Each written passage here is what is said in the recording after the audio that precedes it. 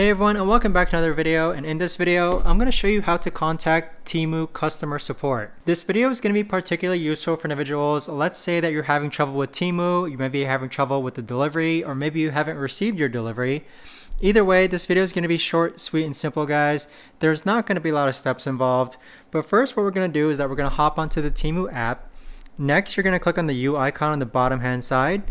And then from here, you're going to click on the upper right hand side where it's like a headphones icon. You're going to click on that. So here we have a list of helpful articles which you can browse around based on category. So maybe you have an order issue or a product in stock issue, or maybe you're having a return and refund issue.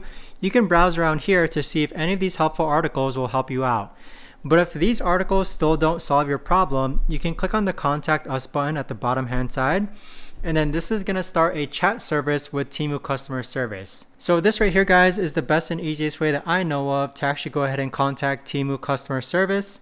If you guys know of a better or easier way to actually do this, let me know in the comments down below. I would love to know. Thanks so much for watching, everyone, and I'll see you guys all in the next video.